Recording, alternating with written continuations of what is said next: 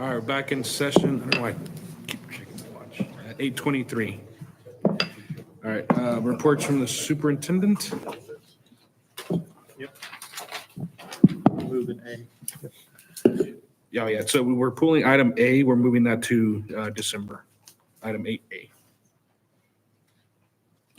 All right, President Montemayor, board members, at this time, I'd like to ask Mr. Ross Roberts to the podium to discuss proposed new sport for the 2020-2021 school year. Absolutely. Thank you. President Montemayor, Board of Trustees, Superintendent Gallagher, thank you very much. It's good to be here with you this evening. And I do have the honor of standing up here to kick this cycle off about presenting you information about a recommendation of a new sport for our athletic program. Before we get started, aligning this talk with one of our priorities within Destination 2025 is that we will engage each student in learning experiences that increase student growth and achievement. With that being said, our athletic director is out tonight, and I am asking our assistant athletic director, Kendrick Brown. He is going to stand up and take us through several slides talking about this great opportunity for our students at Little Elm ISD. Kendrick? Good evening to the board and to our administrative staff. I'm before you this evening to talk about an addition to our sports program that we have at Little Elm High School. And I first want to say I spoke with Coach Howell on this afternoon, and she sent her regards. She had surgery on Friday. She's resting and doing well, so we're all continuing to pray that she have a speedy recovery. Our athletic program, one of our recommendations for the school year of next year, we've looked at several sports, and we've want to bring forth the recommendation of boys and girls wrestling. And I get kind of confused. I don't know if it's wrestling or wrestling. I kind of, what is it? It's wrestling. So we can say that. So it's wrestling. Okay. See, wrestling. See, that's what I'm saying. You could let's wrestle, let's tussle. So real quickly, board, we did conduct a survey amongst our student body at Little Elm High School. This survey was collected and sampled amongst our students and our current athletes. And the sport that the three that really came to the top were wrestling, swimming, diving, and water polo, which really, those are really the same, swimming, diving, and water polo.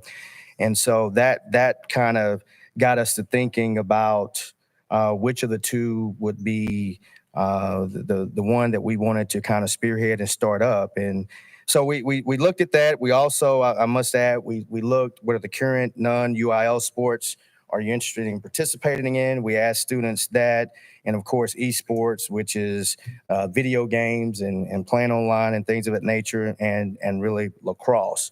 So we looked at that. So tonight, what I really want to talk about is why the recommendation of wrestling, and why do we think that is important for our district and Little Elm High School and the students that attend.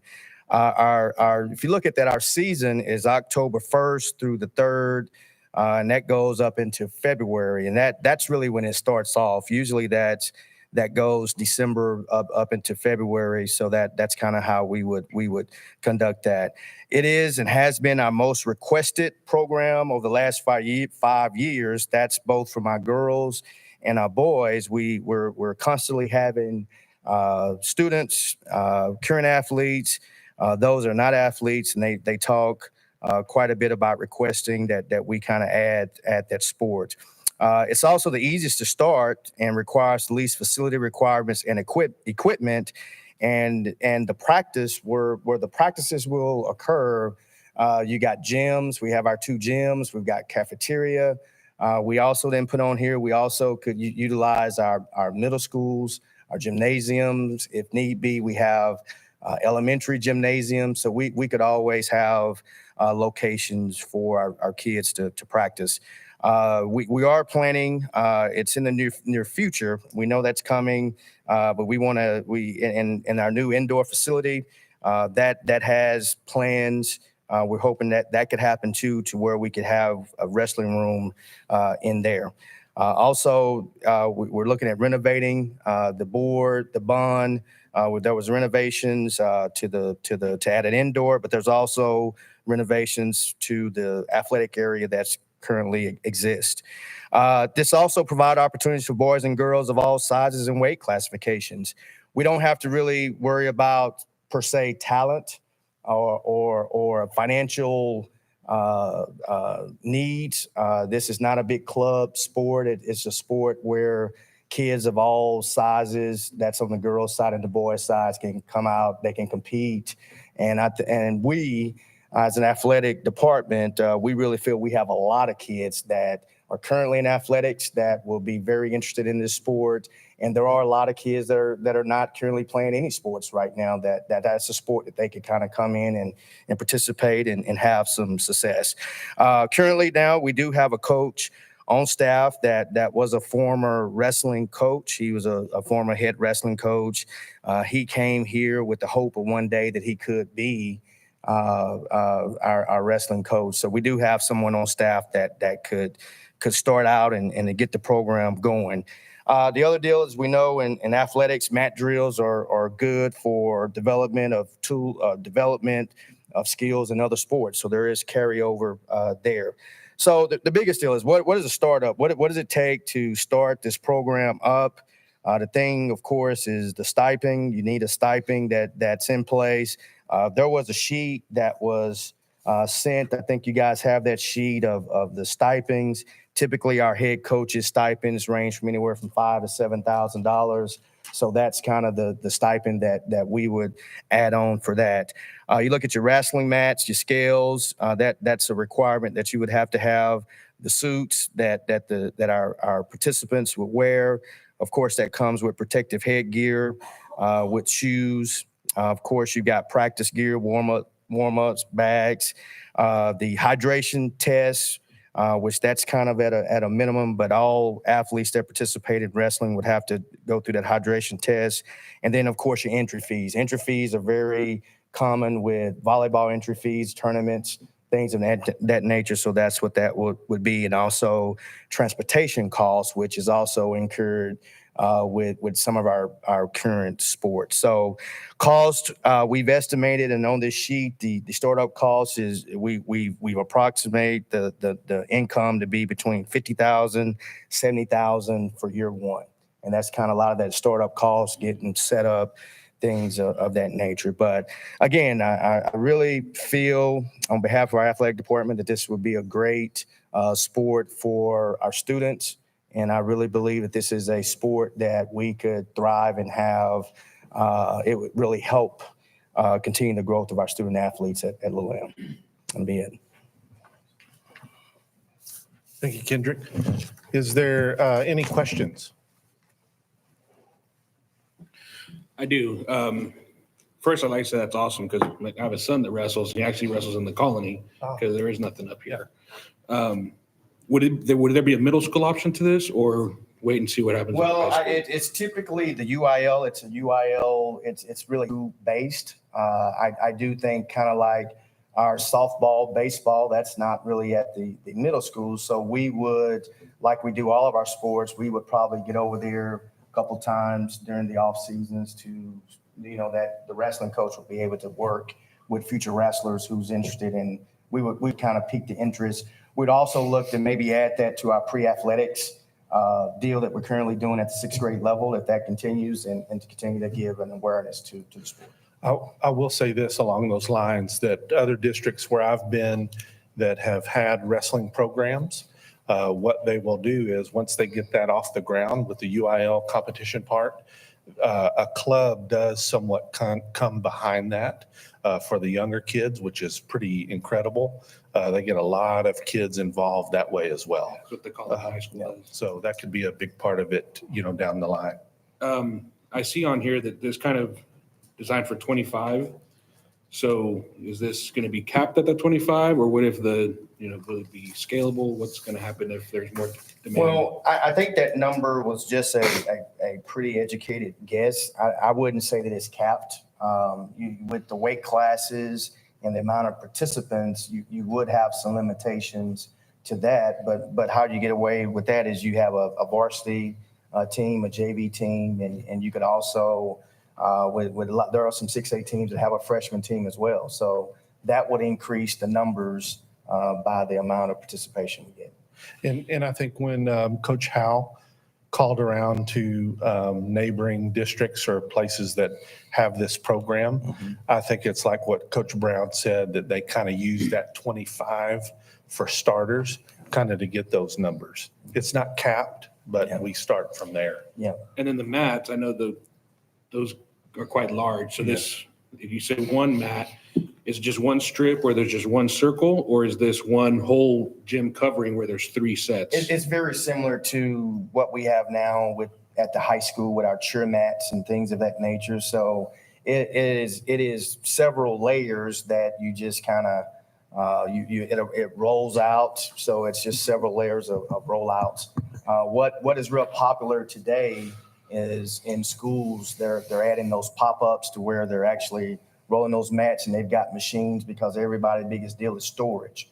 And those machines, it allows you to place your mats up in your gym, up real high. So that's kind of the new trend that allows you to take advantage of space for those. So So it'll cover, so I guess my question is, will it cover the whole gym floor or just a portion of the gym? Just a floor? portion of the gym floor. it would be one competition mat. Okay, So so just in this, one strip. in the instance that you would have a dual or a tri-meet, you it have would be to, the one that you would see in the middle of the gym floor with one competition circle. just to cover the whole gym, you would need 3 of these mats then. Yes, You would, and that's yes. kind of in a tournament setting. You'll see where they cover the whole floor, and you have a lot of circles where you have multiple, Right. and typically it's like about 3 of those competition Right. mats. And ideally, you look at, when would we be ready to host an event? I don't know that going into year one, we would look at carrying that or taking on the first year. It'd be maybe getting started. That's just our early thoughts, getting started, attending some meets, and then particularly looking at the particulars of adding and hosting a match there at Wilhelm High School. I can go on because I think No, it's you really good. cool. So I'll You I'll good. open it up to It's others. it's a great opportunity. Yeah. I was just gonna second that, because I think when Dr. Strike came on, we talked we about did. it for 4 or We 5 did. years, so, and I'm from up north, so that wrestling's huge up there. Uh-huh. But I was wondering, as far as how do you determine, I know it's UIL, but how do you determine like what schools we would participate against? That varies because not all schools have the wrestling. So typically, once you enter that with the UIL, you're placed in a separate district that's simply that of teams that in similar the mileage, the radius. Okay, And so it would be different from the regular district that would be placed. And that's what I assumed. I was just kind of getting at. Yes. I mean, would they have to travel? And the thing with here, there are a lot of schools, Frisco, there's a lot of areas and schools in this area where I don't foresee a lot of far traveling. We could do what we need right here in this area. Okay. Plano, Allen, Carrollton schools have really strong programs, so it's Right. gained a lot of momentum, so there wouldn't be too much travel. Well, and I was just over at Centennial last weekend, and they were talking about their Uh-huh, first, yeah. their first meet. It's So I knew it's become Frisco really has- popular. Yes, Yeah. yes. The Dallas schools, Arlington schools, so it's popular in the Metroplex. Yep. Awesome. Any other questions? Yeah, it is. Thank you very much. We appreciate it. Coach Brown, thank you. Thank you.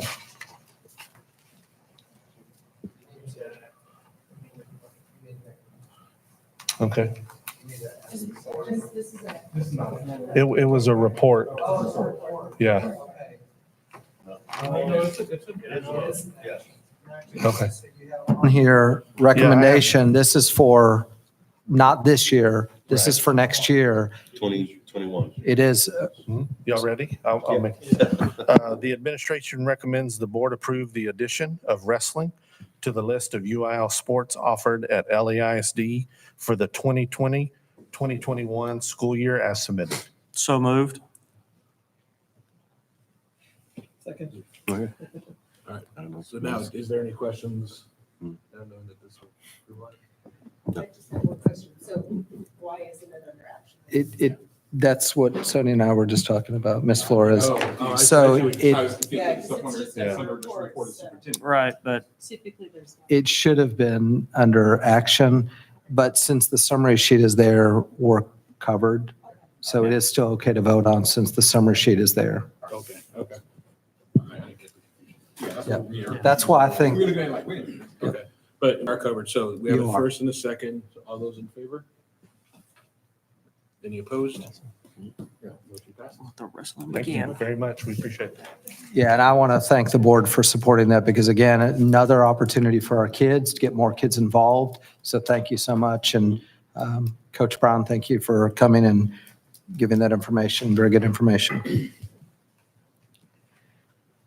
All right, at this time, I would like to ask Dr. Sidney Mika to come up to the podium to discuss the proposed calendar for 2020-21 school year.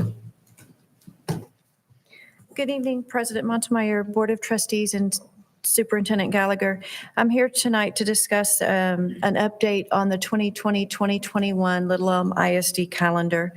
A few weeks ago, we sent out a survey on calendar options A and B, which were included in your board packet. We had 1,673 responses. We had approximately 74 parents respond to the survey. 17% of the survey respondees were employees. Of the calendar options that we put forward, A and B, 81% favored option A. One of the comments that we received two comments. One of the comments that we received was actually from our high school principal, and she brought forward something that we had never really thought of before is why did we have, for the past few years, our two October dates backed up Monday and Tuesday instead of Friday, Monday. And she said that it was very difficult for our students to be out Monday, Tuesday, and then Wednesday is the National PSAT Day. And so in essence, they're out 3 days of school in a week, which makes it very difficult academically, but also for our athletes to prepare. And when I was researching other area school districts, I noticed that a lot of them do have that same Monday off, but they are off the Friday before. And so that is one of the updates that we have prepared, and I included it in your board packet, is option C, which is the same calendar ending dates as option A and the same bad weather dates as option A, but it would allow us the 2 professional learning days in October to be the 9th and the 12th instead of the 12th and the 13th. I talked with Ms. Ball, our Director of Professional Learning, and because we aren't doing a conference-style professional learning event this year as we had in years in the past, it would not be a hardship to have a Friday, Monday off, as we wouldn't be bringing in speakers that would speak 2 days in a row. And so that is one of the adjustments that we have made.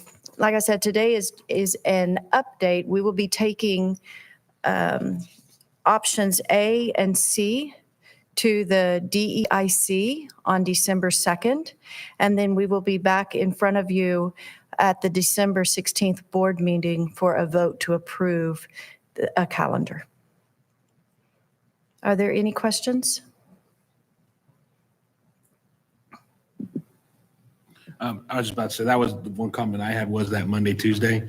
I remember just this last year alone, I forgot it was a Monday, Tuesday and just assumed it was a Friday, Monday and just kind of throws off the family calendar, but that makes sense.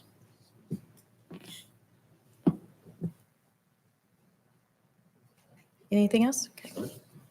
Sorry, All right. one question. Ms. Mika, if we're doing that in October, what would be the thoughts around the February date too? So it looks like we've got a Monday, Tuesday in February. Would we as a district want to consider that also, or is there no testing or anything coming afterwards so the teachers would be okay with those dates? There is no testing, there's no PSAT that date. That date was not brought up specifically to our attention, but now that you've mentioned it, I will get with Mr. Brown and Coach Howell and our high school principal Pentecost and see if there are concerns surrounding that as well. But that was not particularly brought up to us. The 15th is Once again, I was just thinking, I didn't know if there's training going on or anything for those 2 days. I was just bringing No, it the- up once again, instead of the kids only 15th coming to is- school for 3 days that week, why not come 2 4-day weeks Correct, yes, I understand. instead of a 5 and a 3? Yes, and that's a great point. The 15th is actually a holiday, and Oh, so okay. we are in, staff is not on campus that day. But I will, since we're taking a different option C anyways, beyond the survey, we can adjust option C. I'll talk with Coach Brown and Coach Howell and Ms. Pentecost to see what concerns there are there. So would that take if that's the case, would that take the PL day to The potentially 12th. to the 12th? Potentially. Okay. Potentially, yes. We'll check and see what else is going on that week. Okay. Good. All right, Dr. Mika, you're still up, and you're going to share the PIMS demographic snapshot. Yes, thank you. Every year,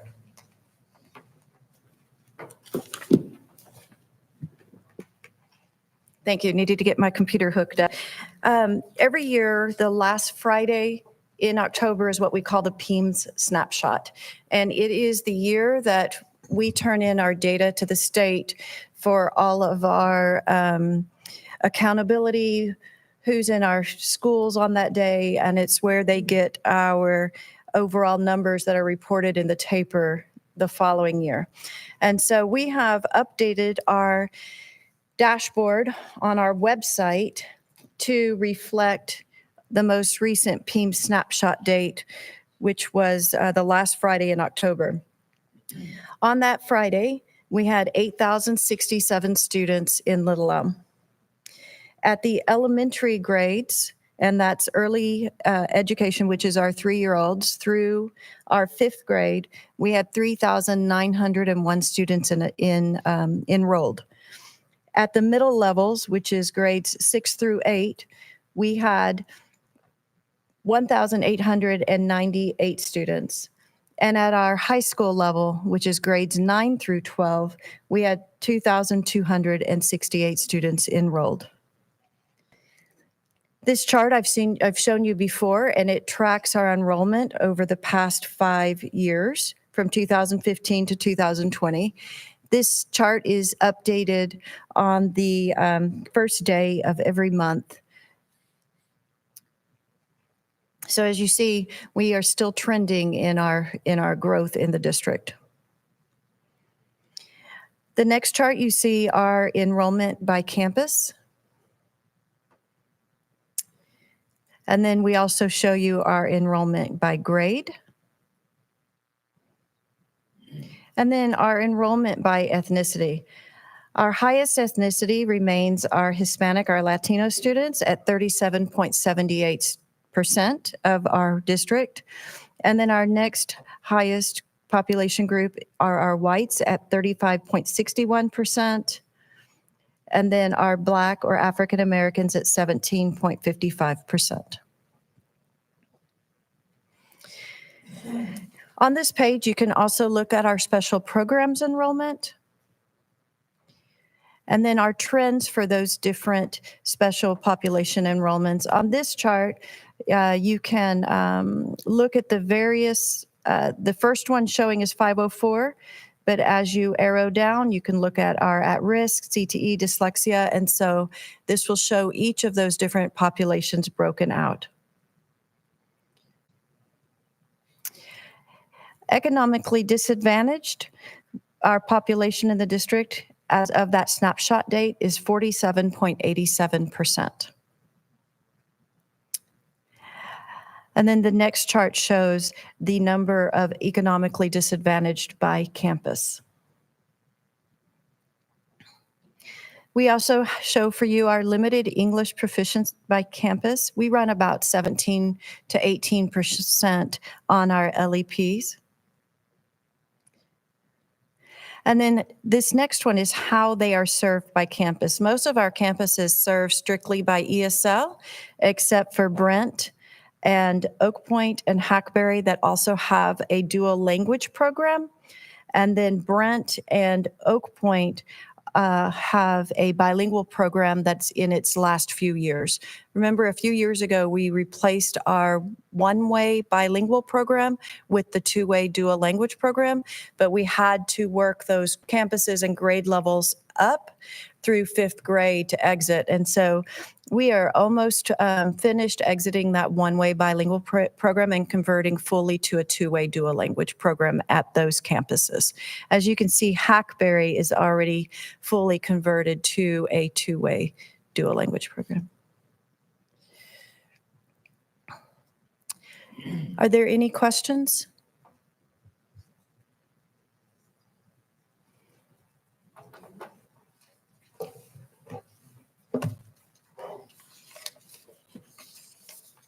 The annual report for curriculum and learning services. So I'm here this evening to give you our annual update on the curriculum and learning services.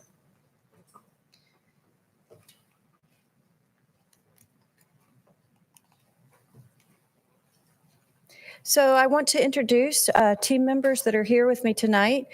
We have Doug Severe, who is our Director for Curriculum and Learning. We have Amanda Ball, who is our Director for Professional Learning. And we have Jeff Wiseman, who is our Director for Digital Learning and Library Services. Unable to join us tonight is Brandon Thompson with Student Information Services, Dr. Glover with District. Last spring, we brought to you the revisions to our strategic plan from Destination 2020 to Destination 2025. And we really focused this plan on student success. And teaching and learning has 4 strategic priorities within that plan. And the first one, we will provide a guaranteed and viable curriculum that ensures all students have equal learning opportunities. And we met and we're thinking about what do we do to ensure right now that we are meeting that strategic priority. We've developed and implemented the curriculum management plan, and we will continue to work on revisions of that as we go through. In fact, one of the things that we spoke about today in our meeting was the next layer will be our assessment management plan. We've been working hard on the development of curriculum K-12 for all content areas, even those outside of core areas, which we spoke to you about 2 months ago. And also, we have been hard at work developing common summative assessments for core content. And just last month, we released to the principals the Common Summative Assessment Dashboard for their use within our Canvas platform. Our second strategic priority is we will engage each student in learning experiences that increase student growth and achievement. And some of the activities that we have been working on is the development of the Learning Walk system, as well as the dashboard. Additionally, we meet monthly with our principals in what we call data talks. And one of the pieces of data that we talk about specifically is that Learning Walks dashboard and what they are seeing on their campuses. We've also had a strong focus on rigor, relevance, and learner engagement, which is one of our cornerstones during our Learning for Leaders, which is our professional development that we provide for our campus principals, assistant principals, and our central office instructional teams. We've also the coordinators and Mr. Severe have worked hard on the development of the instructional playbook, and they have been coding different strategies back to Hattie's effect size and research so that we are putting in our teachers' hands protocols and strategies that they can pick up and use in their lesson planning when they're planning for engaging lessons for our students. The third priority, we will engage each student in learning experiences that lead to increased college, career, and military opportunities for post-secondary success. Mr. Tipton has been hard at work, working on the CTE alignment with the newly approved TEA programs of studies that came about over the summer. Also, the high school, with the help of Mr. Tipton and Ms. Ball, have been working on the implementation of the Collegiate Academy that will open next year. And there was great success at both the parent and the student meetings that took place over the past 2 months. Mr. Tipton has also been very heavily involved in increasing internship opportunities for our students in the CTE pathways. And the fourth priority is we will engage each employee in meaningful learning experiences that support student success. We have been hard at work, our coordinators and Ms. Ball, training and supporting the required educational models and support resources that were contained in the curriculum management plan that was written and implemented this year. We've also had a strong focus on professional learning communities and ensuring that our staff are trained in the tenets of the PLCs. Mr. Wiseman, as well as the digital learning facilitators, released a podcast 3 E's in a pod for our staff, and just recently came out with the latest installment of that. And then we have been involved over the past year with the partnership with Region 12, getting ready for the innovative practices for our 2 new middle schools and the instructional design within those middle schools. Through all this, not only are we focusing on the strategic goals in Destination 2025, but we are also laser focused on our 3 cornerstones, focusing on teaching the standards, making sure that we have an intentional design of rigorous, relevant, and engaging lessons, and then supporting highly effective professional learning communities. Are there any questions?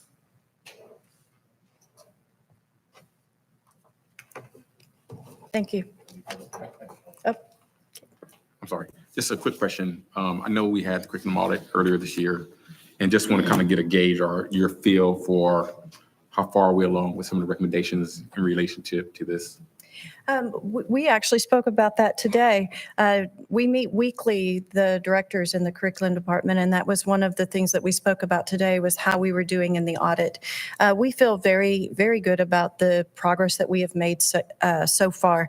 The curriculum that we managed to, our teachers to write with our curriculum coordinators, us being able to put forward common summative assessments for all of our core content, which we did not have last year.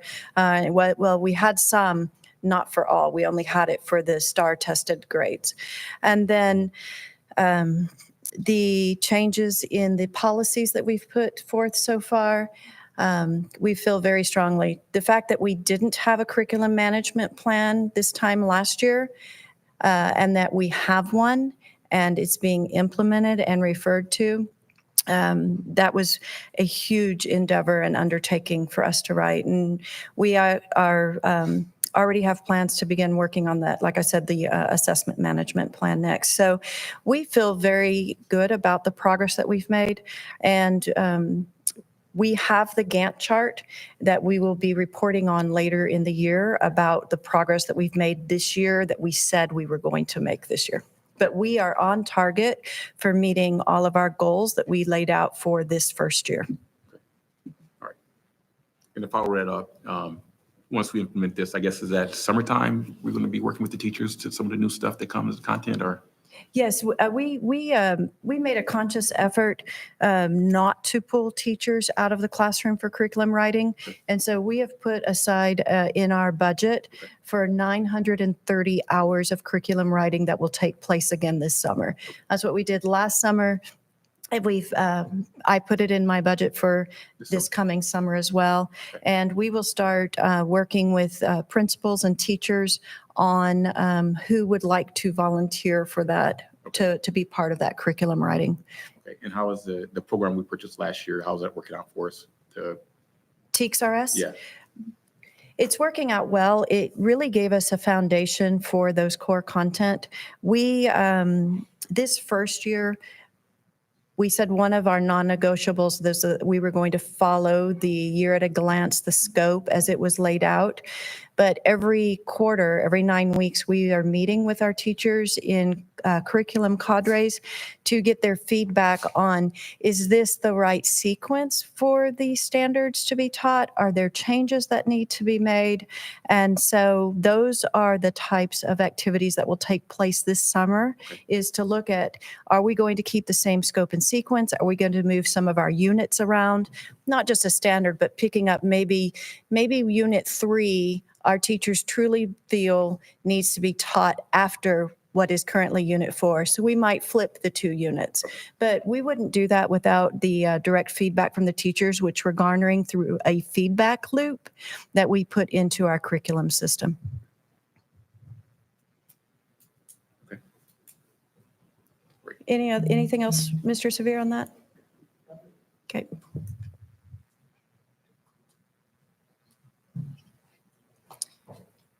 Thank you.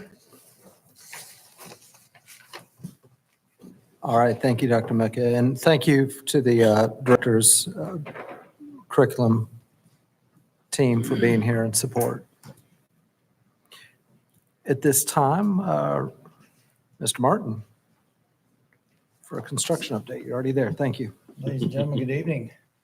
It's my honor once again to give you an update on our construction program. In your packet, there is the status, the current budget status for the first half of the program. These are where our funds that have been sold so far have been earmarked. As we go through and start to look at activity, this is Walker. This was taken end of 2-3 weeks ago. Much more of it is now covered. The roofing is beginning to start in some of the sections. Our metal studs around the outside wall on the second floor now. And most of the steel on the north end of the building has been placed.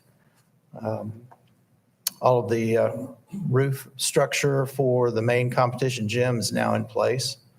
You see just an empty hole there at this time.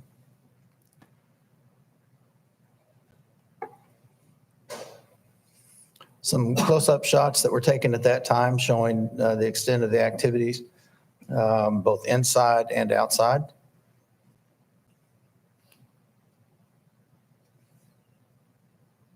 All levels of the learning dens now have concrete floors, and we're starting interior partitions on the lowest level. This is our beam signing event that took place. This is on October the 17th. It was well participated. I think the kids that took part of it and even the adults enjoyed it. We'll be doing the same thing for Strike. It was scheduled for Friday of this week, but because of the rain, we've moved it up. We'll do that tomorrow. Have a nice, bright, sunny, dry day for the kids to be able to put their names on the beam. Speaking of Strike, again, this was taken several weeks ago. It has progressed quite a bit more since then. We now have, as you'll see here in the upcoming pictures, here we go. We now have concrete blocks from the structural CMU up around the gyms and in the kitchen area. They've topped out the steel on the 3-story learning dens.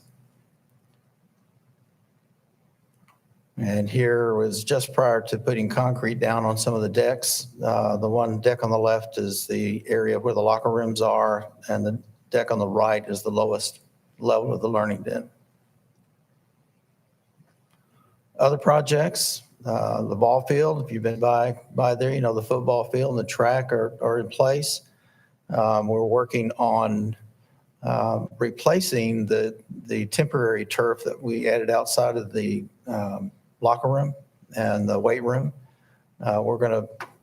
Ellis is going to give us a better piece of material than what we have up there now. Our baseball and softball fields, they're progressing nicely. We had the home run fence installed on both of them now. Softball, they've been playing on a little bit. Baseball, they still have a little bit more to go to get it finished up. But drainage systems are in place, E-layers down. Everybody's getting excited about, it's getting harder and harder to keep off of it. This was the concourse area. We've been having some difficulty getting the soils to cooperate. As of last week, though, this equipment is all gone, and they've started their rough grading and utilities that will go underneath the concourse. So you'll start seeing more and more things happen on a much quicker pace now. Other activities, the HVAC system at the high school is scheduled to be replaced for the north half of the school at Thanksgiving, and the southern half of the school will be placed over Christmas. Everything is on schedule for that. They'll come in Saturday and start placing the equipment in that west parking lot. And then if you've never seen a helicopter, high lift helicopter, come out Monday and Tuesday if you get a chance, and they'll be lifting and putting them in place and bringing the old ones down at the same time. Bring your earplugs. Yeah. The remainder of the campus, that said, has been scheduled for Christmas break. And we're just keeping our fingers crossed we'll have some good weather. Security window film installations around the district has been completed. We've had very few callbacks because of the film either wrinkling or bubbling or something like that. And it was a pretty smooth installation. The young men that did it were all from out of town, and they flew in just to do our job, and I think they did a good job. Additional district HVAC equipment replacements and other upgrades, phase 2 of the ESPC. We'll be bringing that to you later this evening for the rest of the district, not just the high school. And that'll be planned to be done over the summer. We'll address the same, similar, and even more issues at some of the campuses around the district. Athletic complex, the football turf replacement is underway. Phase 2 of that would happen after the next bond sale to correct drainage and replace the track around that. But for right now, it's the football turf itself and some of the field events platforms.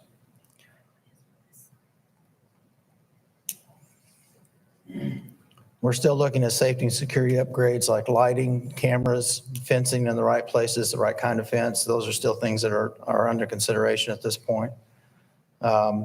Exterior campus miscellaneous improvements, roofs, playgrounds, those kinds of things. Did I help answer anything? I did have one question, just out of curiosity. All the turf at the stadium, it's already up and gone, correct? I haven't been by there today. I can't tell you if it's up and gone. I know they started it. Okay. Just out of curiosity, because there were a few people I'd heard just kind of inquiring, and I told them just, make some inquiries and see. There were some people just wanting to know if there'd be a possibility of getting like a little 3 or 4 square inch area of it just for keepsake value. Yeah, the field, yeah. Material of the field. Yeah. Well, if we can get to it before they haul it off. Yeah, that's basically what I'd told everyone is that if it's out there in the dumpsters, go out there with some scissors and cut it up. Yeah, take more than scissors, but yeah, that's basically it. Yeah. We meet with them tomorrow. We have a weekly OAC meeting tomorrow afternoon. I'll see what's available. Okay. One thing I did note on the backside of the athletic complex, we have one light that seems just keeps going on and going off. I noticed it last night. We walked by it last night. I'm looking at Mr. Rod. He's got a thumbs up. Okay, yeah.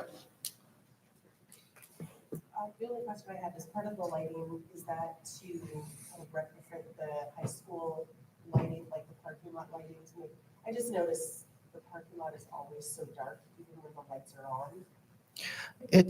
It's amazing thing at the high school, and I'll share this if it's okay. In working on some of the rooftop equipment there, some of the parking lot lighting was routed through pieces of equipment on the roof.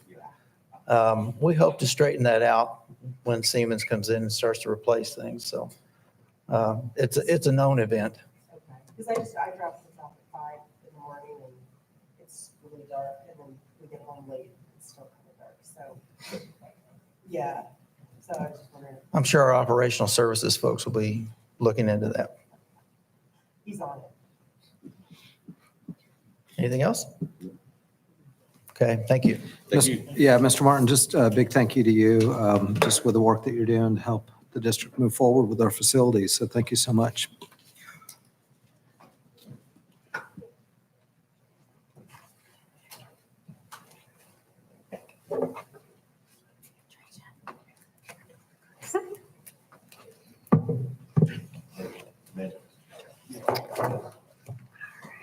First, get to the approval of the minutes from our board meeting of October 21st.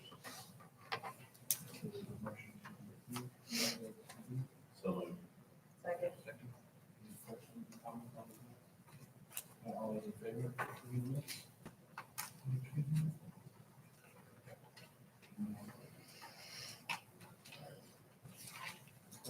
Good evening.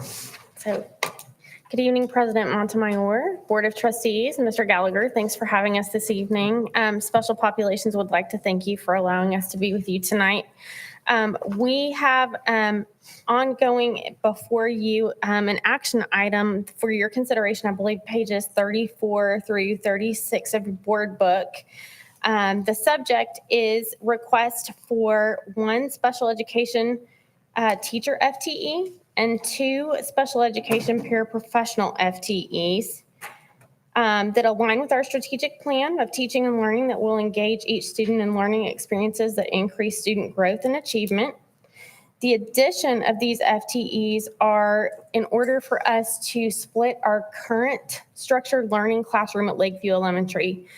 That structured learning classroom is designed, it is a specially designed classroom for students with autism. So these students who have communication and behavioral needs that are weighted in need, we have had incredible growth in our programming, especially with this particular population of students.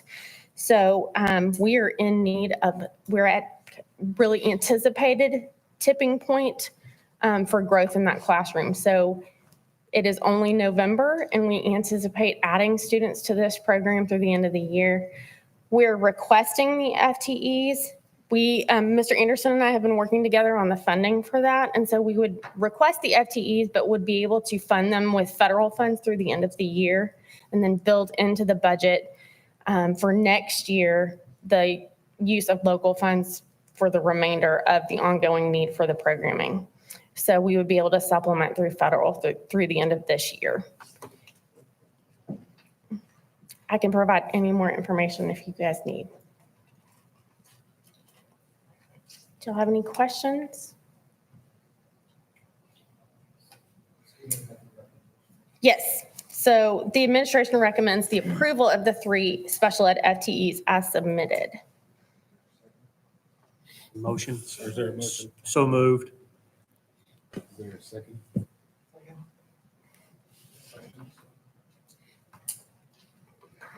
All those in favor of approving the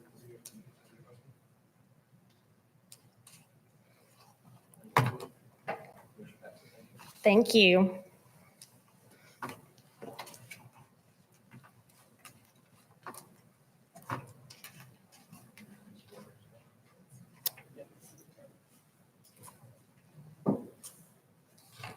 Good evening again. I'm here for Dr. Glover, whose child got ill tonight and couldn't be here with us to talk to you about the House Bill 3 full-day pre-kindergarten exemption waiver. Over the past few months, we've been bringing to you about this specific portion of House Bill 3 and the requirements for us to provide full-day pre-K to our 4-year-olds. And Last month, we did a call for partnerships. We had two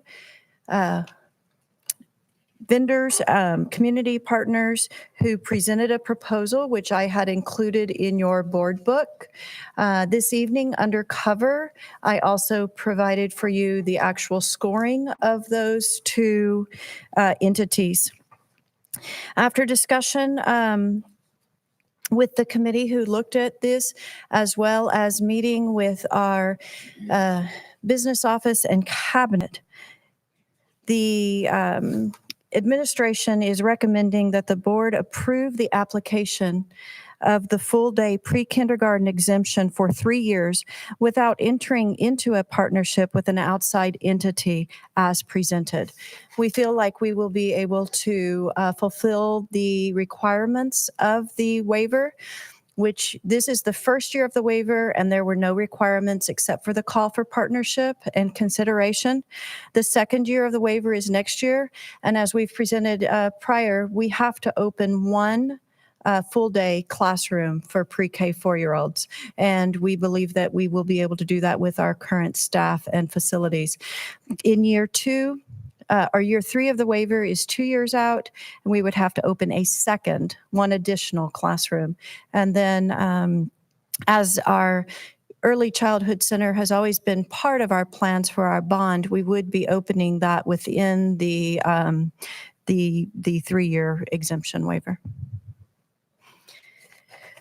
So as I stated, the administration recommends the board approve the application of the full-day pre-kindergarten exemption for 3 years without entering into a partnership with an outside entity as presented.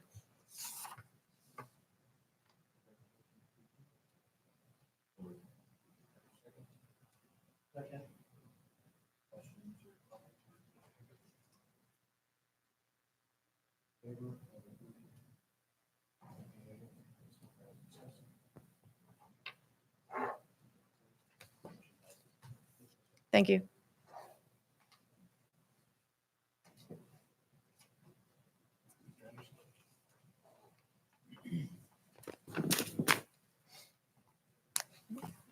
Good evening again. In front of you, you have the September financials. And we have the budget amendments going through November 2019. The financials, of course, include the general fund and capital projects fund, debt service fund. And general fund, we moved over, we transferred out the $6 million from the general fund to the capital outlay fund. And this was brought to you prior to last board meeting as a budget amendment. And in 2019-20 fiscal year, increased transportation budget by $330,000 for additional special education routes, added pull-away times, and the driver wage increased by Gold Star. And Rod will be presenting that to the board for approval later on in the agenda. And also decreased the budget for a transfer from the general fund to the non-bond capital outlay fund. And this here is the transfer that I was speaking about. Remember when we passed the budget for this year, we had a transfer out for some excess revenue due to HB3. And our initial transfer out was $4.9 million.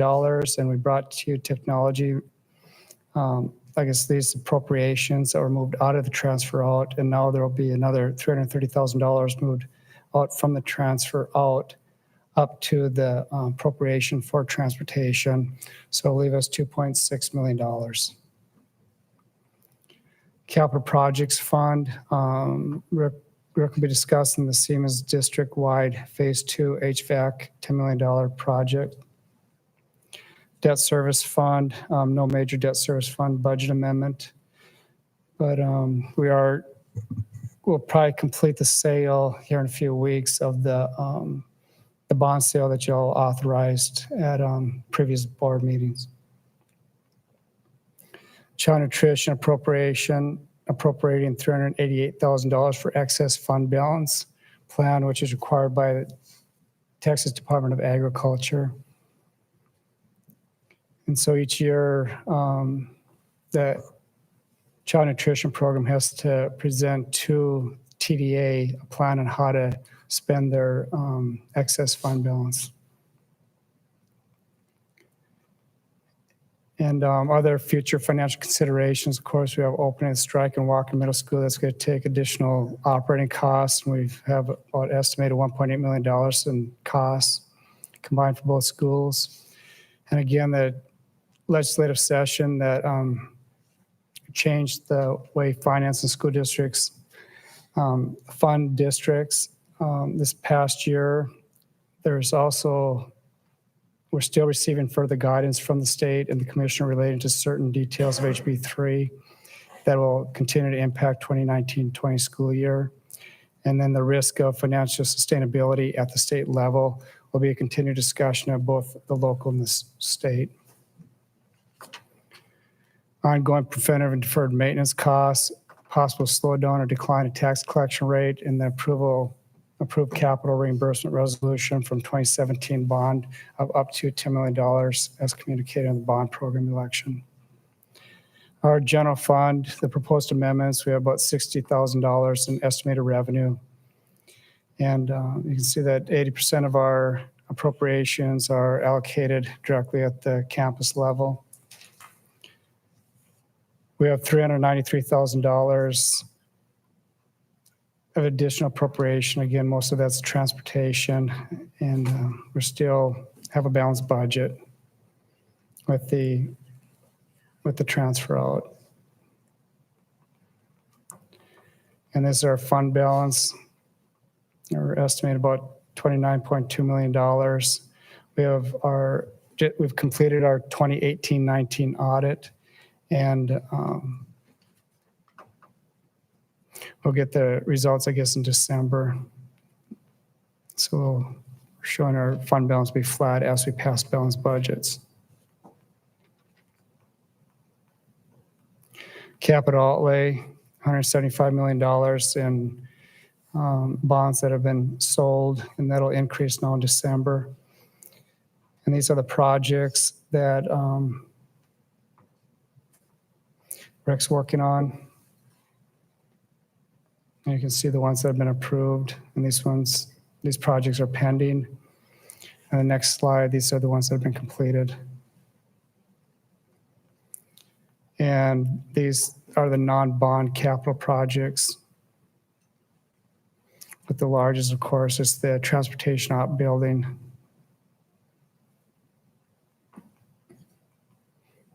Our debt service fund, we have about $300,000 estimate surplus. That'll increase our budgetary fund balance from $6 million to $6.3 million in our debt service fund. You can see our realized revenue to date and our expenditure payments. The administration recommends approval of the September 2019 financial reports as submitted.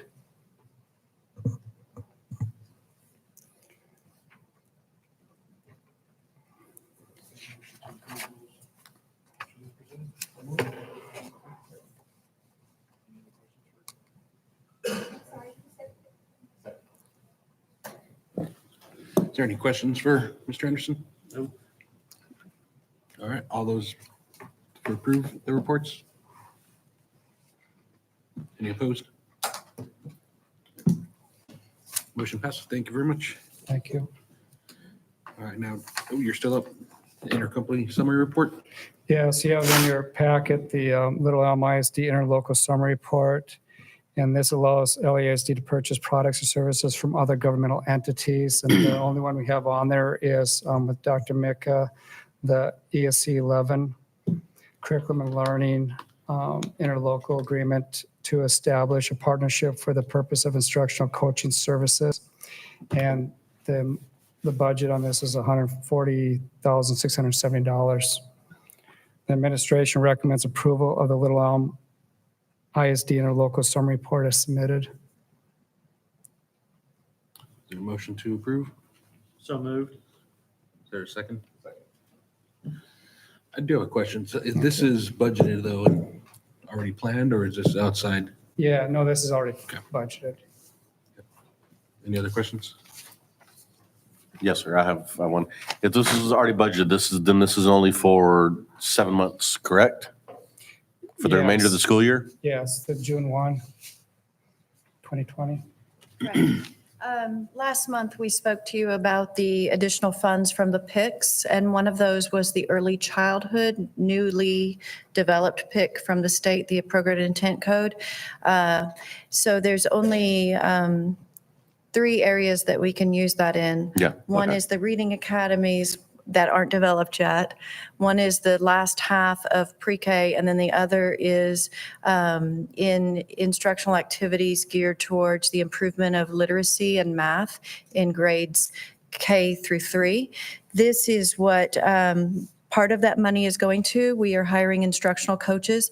They will spend 6 weeks at each campus working with our K through 3 teachers Okay. in the area of literacy.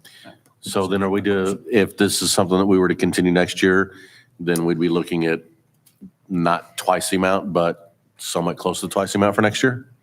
Since it's only we're- for a half a year? Correct. We're not sure we haven't started working on the budget for the early childhood allotment. Part of Okay. that, we will look at opening and that full day pre-K from that fund. Others, uses of that money will be for the new required reading academies. And so once we find out how much all of that's going to cost, and also looking at the benefits of this, we'll be doing a survey with our principals and also our teachers to see if this helped. And we'll also be looking at our raw data to see if we saw improvement. Okay.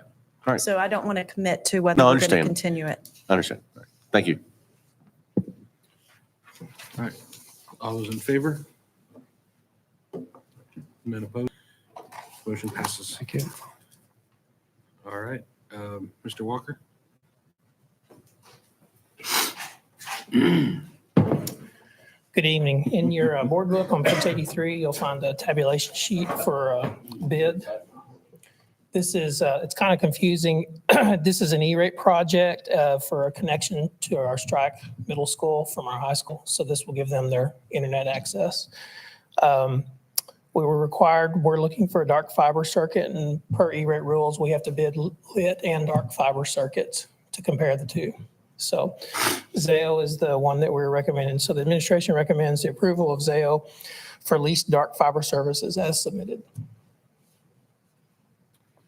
All right, is there a motion to approve? So moved. Is there a second? Second. Any questions? Yeah, Clay, so we're running this from the high school to Strike? High school is our center point of the district. That's right, because we got the hub there, right? Correct. Okay, all right.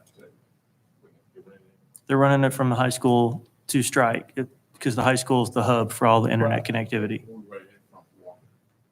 So Walker, we actually have a connection to transportation currently that's in place, and we'll run private fiber since that's all of our contiguous property. We'll just run private fiber from transportation to Walker So we're not through the firewall over there. for from the high school. Good question. I think it was 3 miles. I don't remember, maybe 5. It's all fiber. It's all fiber. Correct. No.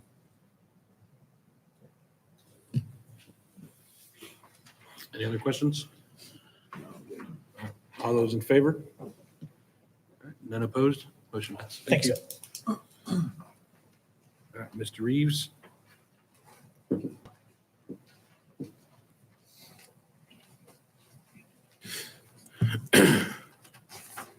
Good evening, board members and Superintendent Gallagher. Just here to talk to you about a second amendment to our contract with Gold Star Transit Incorporated. Remember, we had our first amendment that we brought to you just back in July.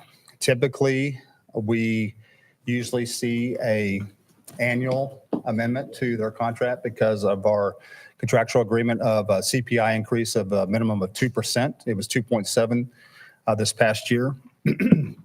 And so the reasons why we are coming to you this evening is that we've had some things that came up. And so we want to go through those with you. The majority of them are a special population increase. Typically we see about 10 students per year that we see additions to our special populations transportation ridership. And we've seen already 36 Mr. Barrett can probably tell us if there's been more, but just a couple of weeks ago, we've had 36. It's almost a 300% increase in that. So we've had to add additional routes for that, along with monitors. We also had to add a special population summer school program and then an additional after-school program. And so the bulk of the cost, a little over 179, close to 180,000, was for our special populations ridership. We also are looking at an increase in driver wages from $18 an hour to $20 an hour. This is to help us stay competitive in the marketplace. We've seen several surrounding districts go up to $20 an hour. So we want to make sure that we maintain our drivers and keep our quality of drivers consistent and in Little Elm ISD. You will see also that there's some regular education increases. Our McKinney-Vento students, remember those are our homeless students that were obligated to work with other surrounding districts. So we'll pick up half the tab, and the surrounding district that we're working with will pick up half the tab as well. Also, some pull-away times at the middle school and our high school have caused some increases in our excess hours. And so you'll see that as well. So when you approved the budget back in July, we saw it was around 2.176 million. So we're looking for an increase of a little over $330,000 to our current budget for this year. So we'll be asking for approval of that. And so we'll have an updated budget of about a little over $2.5 million. What we asked Gold Star to do is work with the district and administration to provide the board sort of a baseline for you to look at and to hold us accountable for. And so what we did was, if the board does approve this budget for the 2019-20 school year of that 2.5, we went ahead and kind of went out 4 years. And the reason why we did the 4 years was because that's our current contract with Gold Star. So you can see that we have added some regular ed routes and sped routes there. That's what we anticipate based upon the Templeton Demographic Growth Report. So we look at adding for next school year 2 additional regular ed routes and then 1 additional sped route. And so you can see in 2021, 22, and 22, 23, what we're looking for in the essence of growth for regular and sped routes. We've also included the CPI increases. Now for this next year, Gold Star is working with us on cutting that CPI in half. So let's just say it's 2% for next year. They're going to say you only owe us 1%. So we're trying to offset some of that cost of the salary increases for our drivers. You also notice that they have capped for the next 2 or 3 years our maintenance cost. Contractually, anything over 100 and actually it says 101, it's actually $102,000. Anything over that, the district is contractually obligated to pay. This past year was about $50,000. And so they're going to cap it a little over $7,000 for this next year. And then subsequent years, you'll see a cap of $20,000 and then $6,000 for that final 4th year. So they're trying to help offset that cost over the 4-year period for that. The next couple of pages, I won't go through all of these. I just wanted to show you what the rate was before that you approved in July and what the rate is now. All of those are factored into the cost in the previous pages. And so if you have any questions on that, I'll be happy to answer. But that's all put into a formula, and it comes out with the numbers on the previous slides. So I would like to, most of you know J.W. Barrett, and I would like to say thank you very much for him and his staff. I was a former teacher, and I can't imagine being a teacher and being on the road and everybody sees you. So it's sort of like a bus driver. That's a teacher with a bunch of kids on the road. Everybody's got a phone. Everybody's got the contact with the board members. And so it's very visible. And we really appreciate everything that he and his staff does for us and for Little Elm ISD. Those are our most precious cargo, and they take care of them every day. So on that note, I'll be happy to answer any questions. Sorry, recommendation. So the administration recommends that the board approve the increase in the 2019-20 transportation budget as submitted. Is there a motion? So moved. Is there a second? Second. Any questions? Yeah, I've got a couple questions. And if you can go back on your slide presentation there, just that one right there. It's fine. Help me with the math here a little bit. Just on that, and these are the updated rates right there. Hourly rate, $40.96 based on a 4-hour daily rate. How does $40.96 times 4 equal $218 or $40.96 times 4 equal $249? Boy, I almost ask you to repeat that, but what I can say generally is that you have a daily rate of a 4-hour minimum. Correct. And then you go the hourly rate, which is excess hourly charges. Correct. And so there's a factor in there, a multiplier, you'd say, of 2 point whatever for special ed. I think it's 1 point something for regular And ed. it's on there. Correct. And so if you add those two together, and if you'd like, I can share with the board the actual breakdown of everything and the excess hourly charges. That will equal the amount that was in the previous slide. Okay, then take the numbers you have right there and then extrapolate this out of, because in the amendment that you have on here, those rates are for district-owned buses. That's correct. Okay. Contractor-owned buses, that hourly rate goes down to Yes. $39.65. I think if you look at the daily rate, Mr. Blackwood, that you see that is an increase of almost $100 in the Correct. daily rate. And so what they do is they know that daily rate is so much higher that they offset that in the hourly rate a little bit smaller. And so they know that the majority of the time is going to be in that daily rate, which they've increased almost $100 per day. Okay, it's still, if you could just have someone explain the math here to me. An hourly rate of $40.96 based on 4 hours is $249. That is a difference. No, I think what That's a I'm saying difference of $85. I think it's both. what I think Well, you're saying is on the is first one, it's a difference of $54. On the second one, for the special needs, it's a difference of $85. So if someone can explain that math to me, that's fine. But if not, I don't understand these numbers. I guess I'm, Okay, is it the daily, in the hourly rate is above and beyond the daily rate, right? that's correct. So that's how you're not getting the price. It's called The an price is- excess hourly rate, which Yeah, so- varies depending upon the day or time of year. So basically, the daily rate is based on 4 hours. If for some reason they don't get the route completed in 4 hours, then it's a rate of $40.96 for anything above the 4 hours. So that's the reason why the math isn't lining up, that you're saying, well, a daily rate at $40.96. So they're saying, hey, here's our daily rate, 4 hours, bus driver for the full route. If they take over 4 hours for whatever reason, we continue to pay $40.96 per hour after that, After the 4 hours. after the 4 hours. So it's 25.11 up to the 4 hours.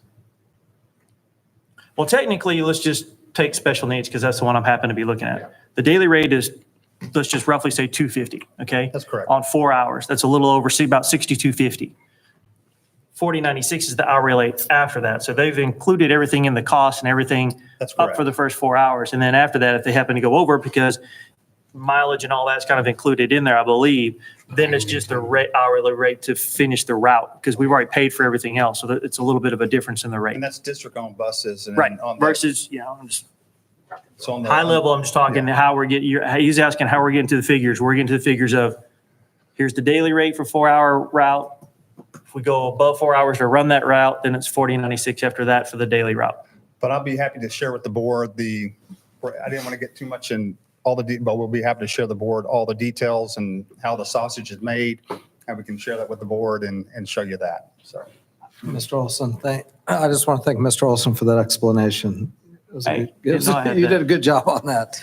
Yeah, that But makes sense. but I will say, if individual board members want more detail. Sure. Yeah. Yeah, I'll let you know. Sure. So Break that why down. don't you just send it to the board? Sure. Just send it to all of them, and that way they can look at it. Be happy to do that. So. Mr. Olson, that was top notch. Thanks, sir. That was good. I do have a comment or a question. Sure. With regard to the specials population, do we get federal aid for that portion of it? Transportation? For students who are Medicaid eligible, we have a one-way ratio for students who are Medicaid eligible. We do get reimbursement for the trip that they make to come to school to get a service that's provided that Medicaid will reimburse us for. So yes, not all students, but we do get reimbursement on some students for transportation. For some of their trips. Yes.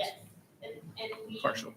there's a whole cost report, cost analysis that we work through on all of that reimbursement. That's part of the almost $1 million reimbursement that we get annually. The for charge. Medicaid that comes through that as part of transportation reimbursement. Thank you. I don't need the details. Just, You're that's good. sorry, yeah. Thank you.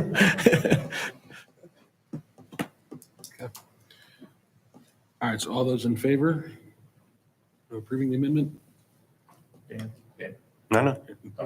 All those opposed? All right. Thank you Motion very much. passes. Thank you very much. All right, Mr. Martin?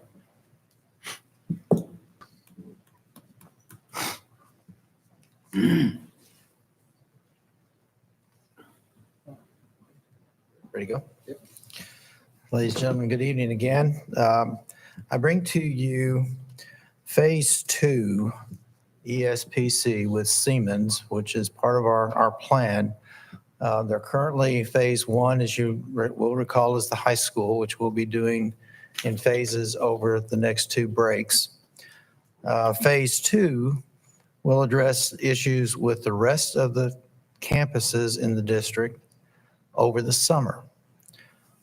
There are some, if you look past the budget in your board book, there should be a matrix that lists the campuses, and then across the top shows you what we're doing at each one of them. Chavez has some question marks, and that's because that's a geothermal system. Yeah. Thank you. Okay. There's some more question marks at Prestwick, and that's because it's new. A lot of that equipment is still, I'm not going to say it's all in warranty, but it's still in pretty good shape. Then the last 4, the athletic complex, Collin, Powell, Lakeside, and Zellers, we're putting those off to what we call Phase 3 when we come in and do the renovation and rework of Lobo Lane campuses, then we'll do those at that time. Okay? So on your budget sheet, it's rounded up to $10 million. Some of these pieces of equipment, we don't know what we're going to run into when we pull them off, so we have contingencies there to help handle that, like we have to rewire the parking lot lighting, that kind of thing. But their contract is $9,520,290 to do the rest of the district is listed. It is an ESPC, and we do have a guaranteed energy savings of a little over $250,000 the first year.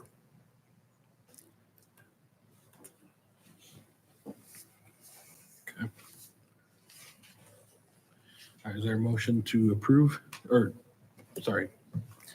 I was just waiting to see how that settled in. Yep. The administration recommends approval of the project budget and Siemens ESPC proposal as presented, and authorizes the superintendent or his designee to negotiate and execute the required contracts. I move the board approve the project as presented and authorize the superintendent or his designee to negotiate and execute the required contracts. Is there a motion to approve? Is there a second? Second. Ms. Myers? I have Mr. Dan Schmitz with me from Siemens to answer all of the difficult questions. All right, my question that I was trying to find, you said, what would the savings be even in the first year? After the first year. 250. $250,000. Okay, so it's not gonna be a full recovery, but it'll cut way down. What's the expected life expectancy of the equipment for the HVACs? Most HVAC equipment's 15 or more. Correct. And with the lighting retrofit, that's going to be at least 20 years. Okay. Yeah, because it's going all LED from old T8, T12 fluorescent technology. And the burn rate on those, they use a lot less power. That's the whole purpose of doing it. But also, you're going to have next to no maintenance because they rarely go out. It's usually the drivers that go out, not the actual units themselves. But the life expectancy at the power rate we're going to be running them at is going to be at least 20 years.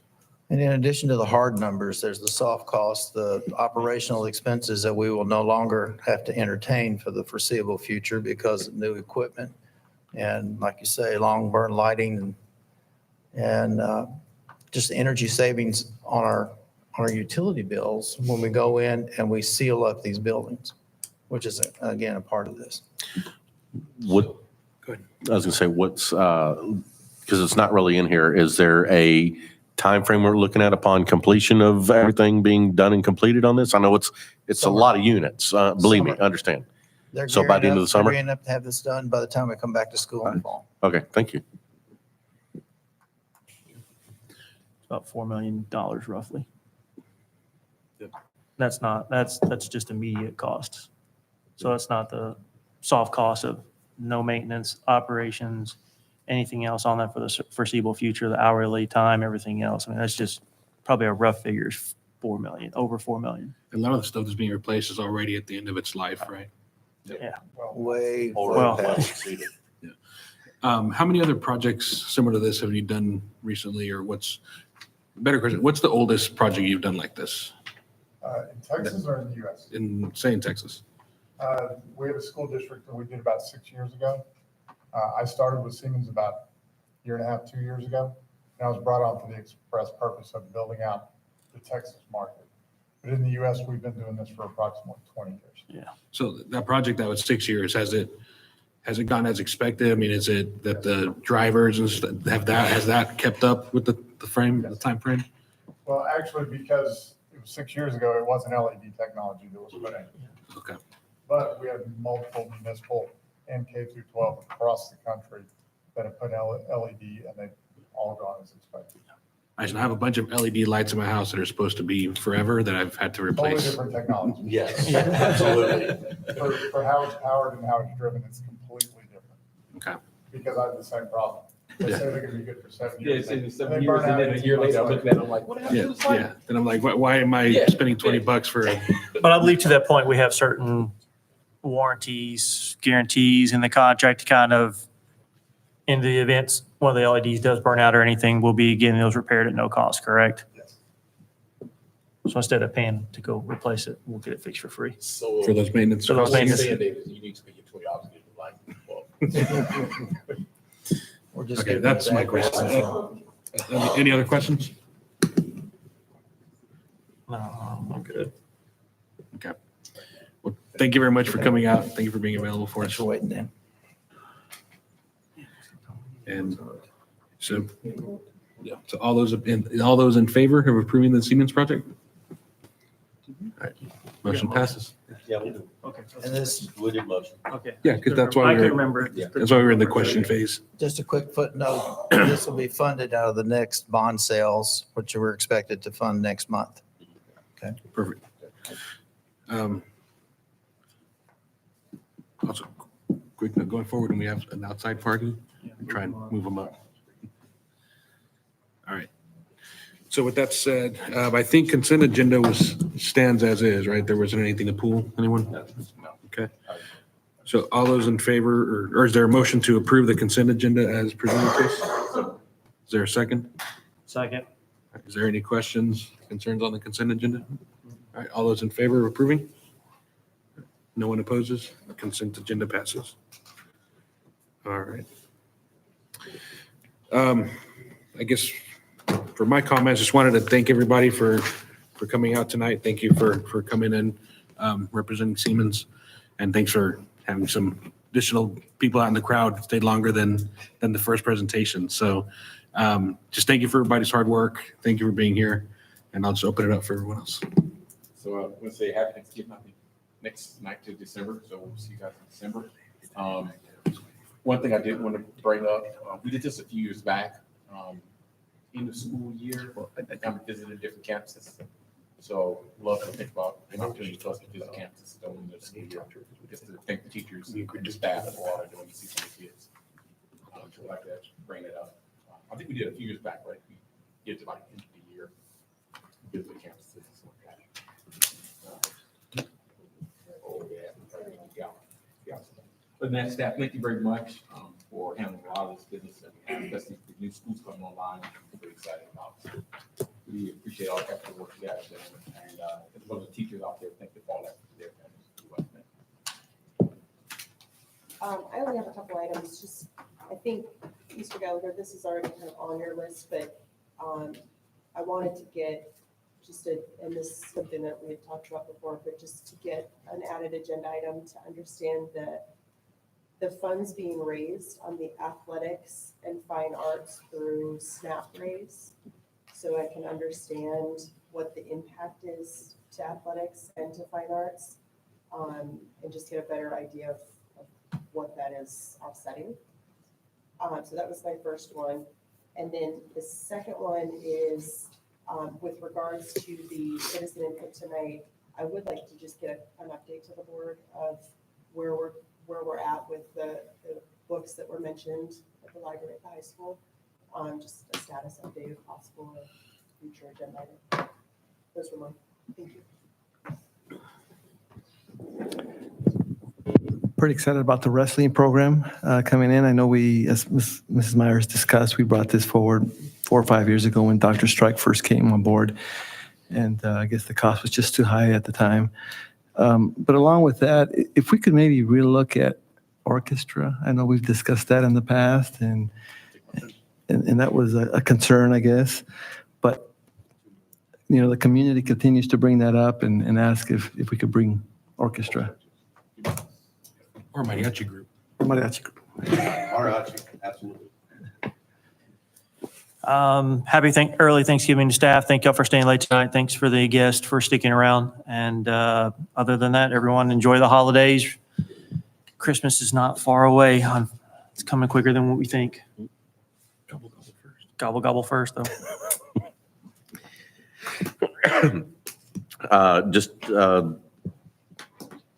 One main issue. I know that last month, Mr. Teague had asked us, had asked the board if we had a interest in forming an HR committee. And David, you said that you were going to look into the feasibility of that.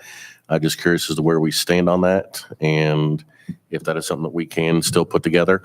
I would also like to the board in general, express my request to let's have a rotation on the Facilities and Finance Committee so some other people can get in there and get some better understanding of it.